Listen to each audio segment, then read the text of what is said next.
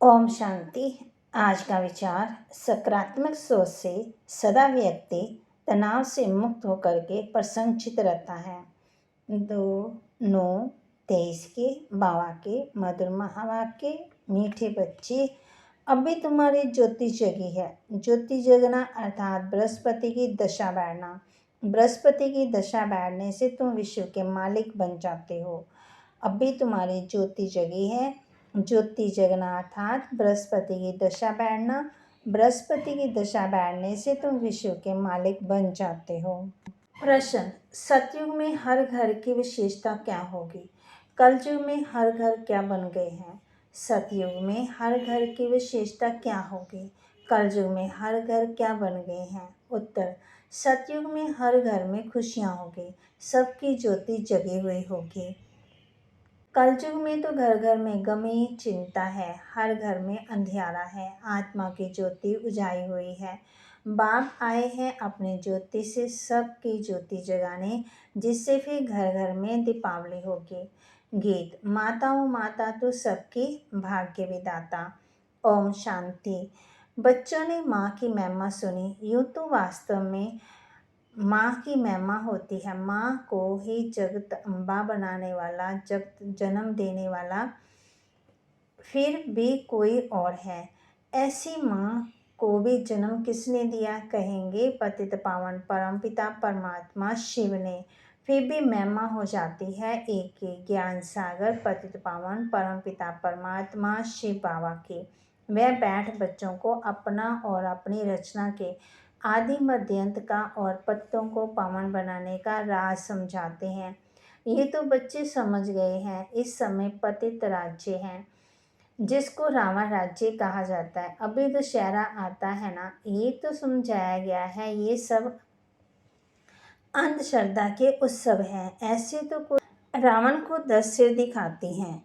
बाबा कहते, 5 विकार स्त्री के, 5 विकार पुरुष के। रावण को जलाने का भारत में ही रिवाज है, और कोई जगह नहीं जलाते हैं। अखबार में भी यहाँ के लिए पढ़ता है। सबसे जास्ती उत्सव मैसूर का महाराजा मनाते हैं। अब इस पर समझाना तुम बच्चों का काम है। जैसे बुत बना के रावण का जलाते हैं, तो बाबा कहते उनको समझाओ, बुत किसका बना के जलाते हैं? दुश्मन का। दुश्मन तो बुतों के होते हैं। अब रावण किसका दुश्मन था? भारतवासियों का दुश्मन था, परंतु दुश्मन को भी एक बार ही जलाया जाता है। ऐसे तो कोई भी नहीं करते जो हर वर्ष दुश्मन का बुत बनाकर जलाते हैं। ये दुश्मन कब से हुआ जो मरता ही नहीं है? आखिर में ख़त्म होगा तो सदा रहेगा ही नहीं। तुम बच्चे जानते हो भारत ही पवित्र था, फिर भारत को ही रावण ने अपवित्र बनाया है। अभी रावण राज्य है, अगर लंका का राजा था तो रानी भी होगी।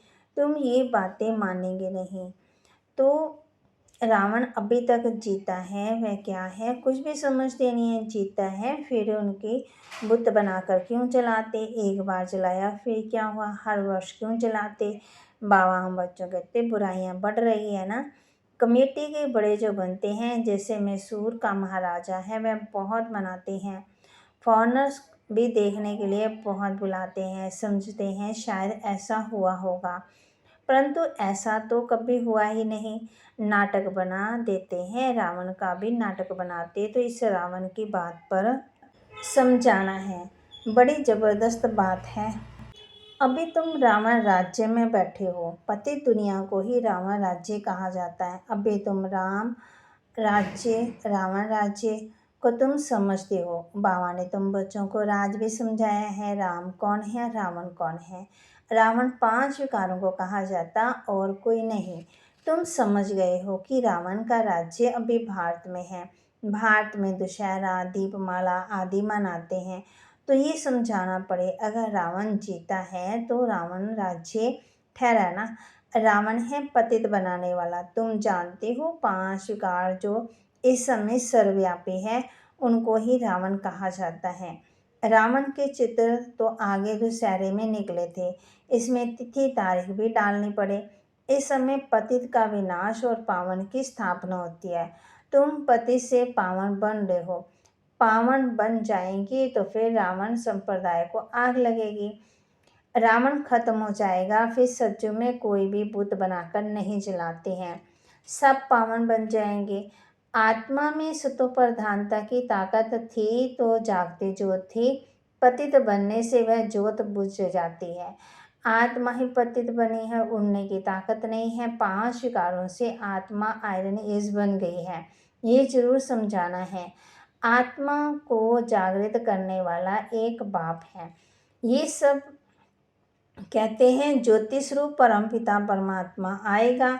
अब ज्योतिष रूप तो तुम आत्मा भी हो, परमपिता परमात्मा भी ज्योतिष रूप है। तुम्हारी आत्मा की ज्योति बुझी हुई है, बाकी जाकर जरासी रही हुई है। मनुष्य मरते हैं तो रात दिन उनका दीवा जलाते हैं, दीवे की बहुत संभाल करते हैं, कहीं उसमें धृत खत्म ना हो जाए, डालते रहते हैं। आत्मा को भी ऐसे है, बाप आकर के सबके ज्ञान से ज्योति जगाते।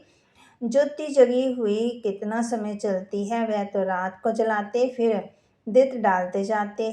तुम्हारी अब ज्योति जग रही है, जगाते जगाते जगते जगते फिर जग ही जाएगी।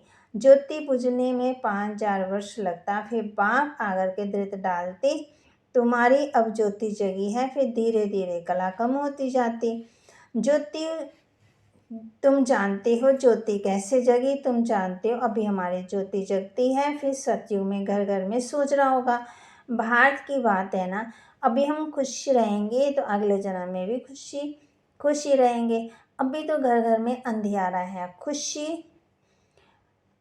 खुशी है ही नहीं। तुम जानते हो सतयुग त्रेता में हम बहुत खुश थे और खुशी मनाते थे, सभी की ज्योति जगी हुई रहती है, फिर थोड़ी थोड़ी कमती होती जाती। इस समय तो बिल्कुल ही नहीं है, खाद पड़ी हुई है। बाप आकर के फिर ज्ञान का दृढ़ डालते हैं, जिससे तुम फिर जागती ज्योत बन जाते हो, तुम्हारे ज्ञान चक्षु खुल जाते हैं।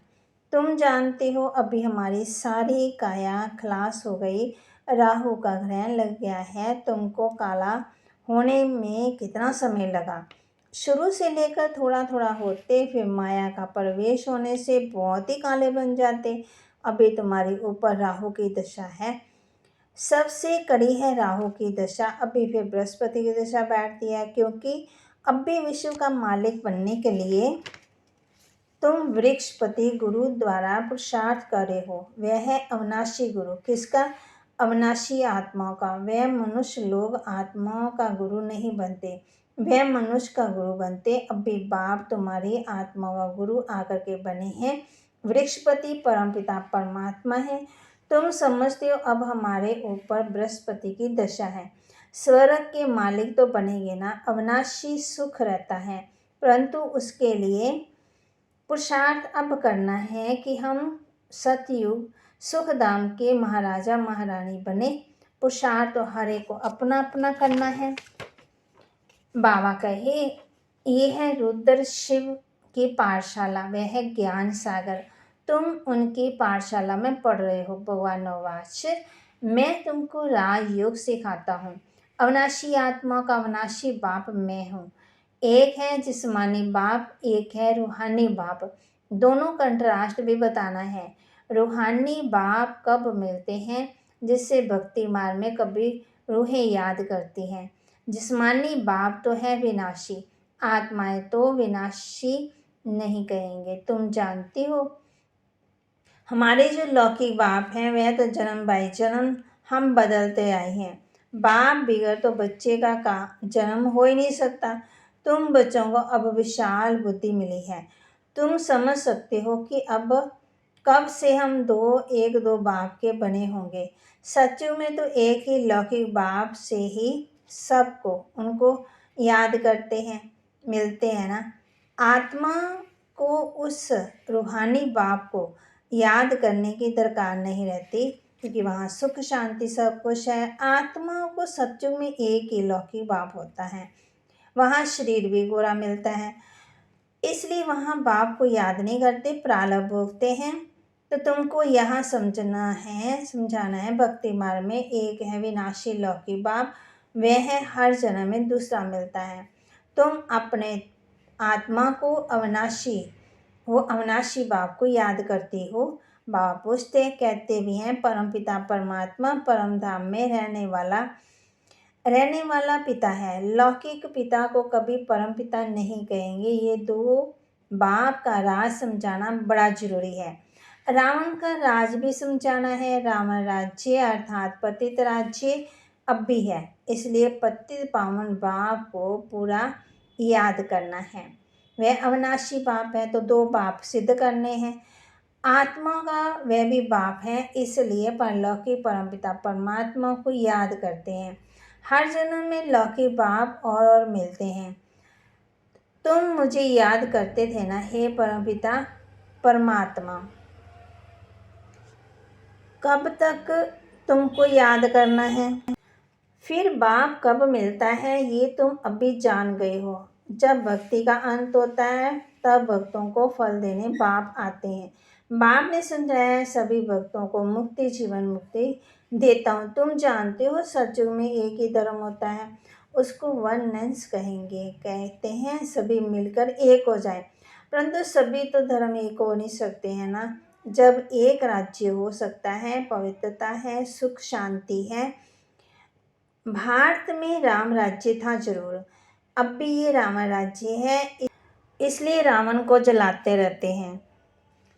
तो दो बाप का राज समझाने से जड़ समझ जाएंगे। अविनाशी बाप तो जरूर है, नई दुनिया रचने वाला बाप ही है। नई दुनिया में बरोबर देवी देवताएं थे, फिर वही दुनिया नई से पुरानी होती। नई दुनिया में कितने जन्म लेते, पुरानी दुनिया में कितने जन्म लेते, ये तुम जानते हो। ऐसे भी नहीं है कि 84 जन्मों के आधा होने चाहिए। 42 जन्म पुरानी दुनिया में, 42 जन्म नई दुनिया में नहीं। भारतवासियों की आयु पहले 100 वर्ष, फिर 125, फिर 40-50 वर्ष ही मुश्किल चलती है, तो आधा आधा हो न सके। 84 जन्मों का हिसाब किताब चाहिए ना। बाप कहते हैं तुम्हारा 84वें जन्मों का चक्कर अब पूरा हुआ है, तुम नहीं जानते हो। हम समझाते हैं 84 जन्मों का राज सिवाय परमपिता परमात्मा के और कोई समझा ना सके। तुम बाप से सुनकर खुश होते हो और कोई नई दुनिया के लिए पुरुषार्थ करते हो। अब ये बच्चों को सिद्ध कर बताना है कि हम अभी बेहद के पारलौकिक बाप से बेहद का सुख का वर्षा ले रहे हैं। वह बाप आते ही तब हैं जो स्वर्ग की स्थापना करते हैं। उनको कहा ही जाता है हेवनली गॉड फादर रहम दिल। जब नए घर की स्थापना होती है तब पुराने घर को तोड़ा जाता है। लिखा हुआ है ना, स्थापना फिर विनाश। स्थापना जब पूरी हो जाएगी तब विनाश होगा। स्थापना करने वाला परमपिता परमात्मा इस ब्रह्मा द्वारा, ये भी बाबा ने समझाया है। सूक्ष्म वतनवासी को तो प्रजापिता नहीं कहेंगे, वहाँ प्रजा होती नहीं है, तो जरूर प्रजापिता यहाँ ब्रह्मा यहाँ होगा ना। फिर अव्यक्त संपूर्ण बनेगा। तो बाप हम बच्चों कहते हैं प्रदर्शनी में दो बाप का राज समझाना है। कायदा है एक एक को अलग कर समझाया जाए। अब यहाँ वहाँ किसी को कैसे समझाएंगे? समझाने के लिए तो एकांत चाहिए, वहाँ तो बहुत हंगामा रहता है। यहाँ तो तुमको फिर 1 घंटा 1.5 घंटा लग जाता है समझाते हैं। बड़ा वहाँ इतनी भीड़ में समझाना बड़ा मुश्किल हो जाता है। अनेक प्रकार के धर्म हैं, कोई क्या करेंगे कोई क्या करेंगे, चुप होकर बैठ सकेंगे नहीं। तुम सुनाएंगे तो एक लौकिक जिस्मानी बाप है, दूसरा परलौकिक रूहानी बाप है। वह है परमपिता परमात्मा। अब ब्रह्मा द्वारा स्थापना करते हैं तो स्वर्ग के नरक का विनाश भी सामने खड़ा है। महाभारत की लड़ाई बरोबर ये राजयुग भी है। राजाई के लिए गीता पाठशाला भी है। भगवान नवाज सभी को दो बाप है। श्री कृष्ण का सभी आत्माओं का बाप नहीं कहेंगे, आत्मा का बाप परमपिता परमात्मा कहते हैं कि माँ में कमा याद करो। अच्छा, मीठे मीठे सिकिलते बच्चों प्रति माता पिता बाप दादा का याद प्यार और गुड मॉर्निंग। रूहानी बाप के रूहानी बच्चों को नमस्ते। रूहानी बच्चों के रूहानी बाप दादा को दिल व जान सिकवा प्रेम से नमस्ते।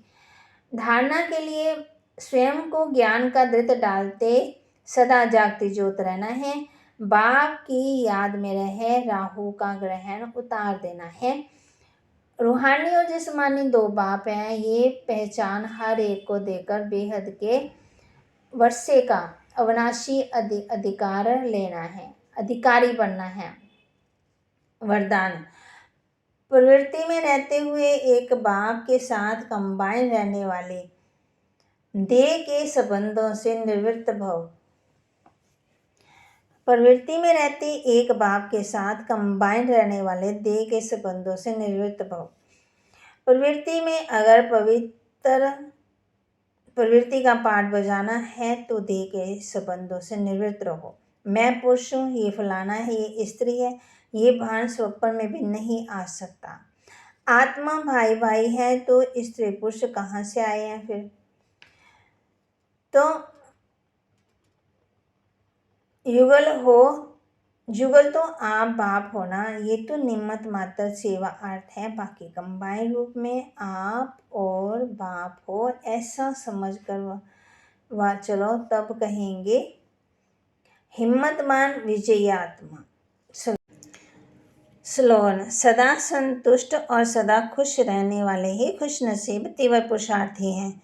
सदा संतुष्ट और सदा खुश रहने वाले ही सदा खुश नसीब और तीव्र पुरुषार्थी हैं। तो आज हम किस बात का ध्यान देंगे? आत्मा के अंदर जो दैत्य मन कमजोरी है उसको दूर करने के लिए